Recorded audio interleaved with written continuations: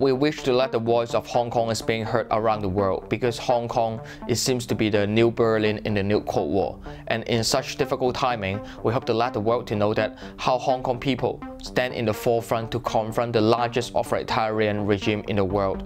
And the issue of Hong Kong is not only about the matter of US-China relation. It's not only about the tension of Asia and the Western world. It's not only about left or right, it's about right or wrong. Over the last 7 years, Joshua Wong has emerged as arguably the most prominent pro-democracy activist in Hong Kong.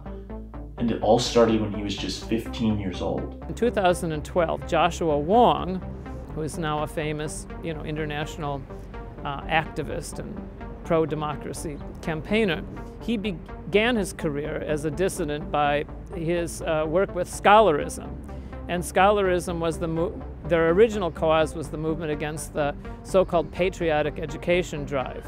And the government was trying to install in the curriculum in high schools throughout Hong Kong a very, very pro-Beijing narrative. When I was 15 years old, Beijing introduced the brainwashing education school curriculum, and compared to other policy or other evil bill introduced by Beijing, high school students might be the major stakeholders that might be strongly affected or even being brainwashed by the Beijing authorities. And compared to some of the politicians or lawmakers that graduate from school for a few decades already, I think students should have a say to decide their own future, and that's the reason for me to found scholarism.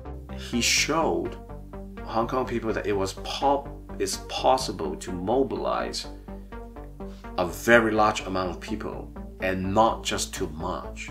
Every time you march, you're done, you go home and you kind of like, I did something good, but then nothing really changed or happened. That anti-national education campaign was, I'm not just only going to march, I'm going to stay right outside the government headquarters as some kind of a sit-in. From my point of view, it's really important to put more pressure on government. If we can achieve our goal by any approved protest, of course it might be easier. But if the government and the police never respect on our voice, we need to put more pressure and send a clear signal to the government. We represented the silent majority, and we have fellow Hong Kongers stand on our side. Joshua Wong and scholarism succeeded. The day after 120,000 people descended on government headquarters, the government withdrew the controversial curriculum. Subsequently, Benny Tai, who's another pro-democracy activist who has spent time in jail, he began his initiative based on Martin Luther King's teachings to publicly disobey the law in favor of universal suffrage to elect the chief executive. If we cannot take more active action to deal with the situation, then Hong Kong's democracy will be really in trouble.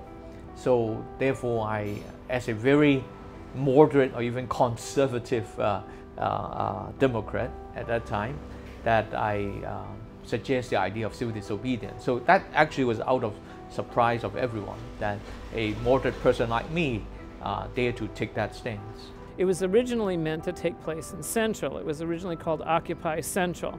And Benny Tai, Professor Benny Tai's idea was to have maybe 10 or 20,000 students or young people to sit down in Central to block some of the major roads there for maybe a couple of days, then have them arrested, taken off to jail, and make this as an international statement in solidarity for universal suffrage in Hong Kong. What actually happened was, in the run-up to the Occupy Central movement, Joshua Wong and Nathan Law and a few others kind of, in a nice way, hijacked the event. Instead of having just a 3-day Occupy movement, I think we need to have long period of time to have civil disobedience, occupy the street on the road, and to create occupy zone, and to let the world to know our demand of free election.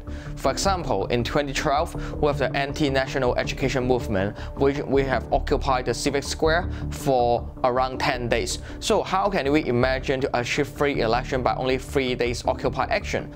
In Civic Square, which is where we just were, it used to be the place where people were encouraged to come, or people were allowed to come and protest. Now it's all blocked off, as you can see. Civic Square should be the place that originally deserved and proved the protest rights of Hong Kongers. People should be freely allowed to gather and enter the civic square to have demonstration. But when Beijing and the Hong Kong government set up the 3 meters barrier, block us to enter it, we hope to reclaim it and climb through the barrier and to prove that people should be the master of their own house.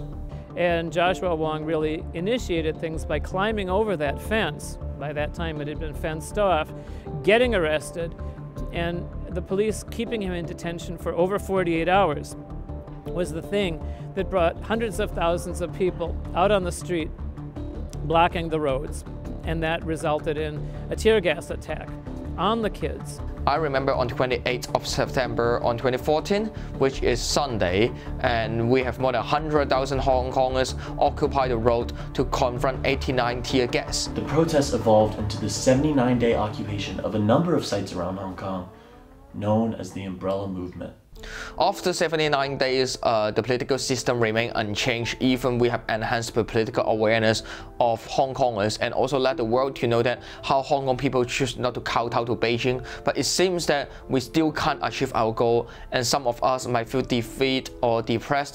The government and those in power would be able to clear our roads and streets, but they could not win the hearts of Hong Kong people, especially the next 2 generations. I also realized that we need to go forward, and that's the reason for us to run for office, found our political party, continue our engagement in civil society. Before he even had a chance to run for office, Joshua was jailed for his role in the Umbrella Movement. When I was in prison in 2017 at the age of 20, I was locked up in the in the cell with young prisoners less than 21 years old, and which is the difficult time for us because it's just isolate us from the mainstream society, and when they lock us up, it's not the easy time, but we still overcome it.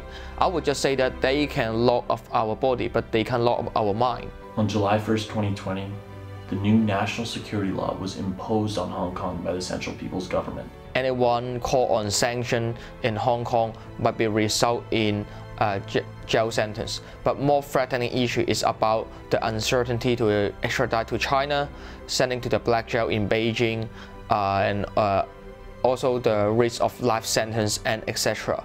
And since the law is imposed in Hong Kong, I'm still impressed by more than 100,000 Hong Kongers took to the street on July 1st, which is the anniversary of Hong Kong's transfer of sovereignty.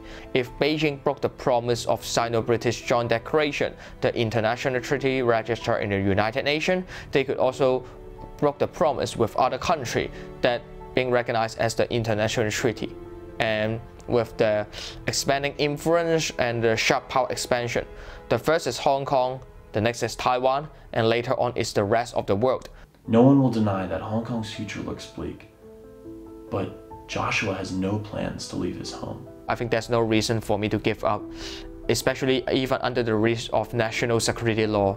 I think how we could overcome the fear is the biggest lesson that we need to learn right now. And as a Hong Konger, Hong Kong is the place I born, I live, and I love.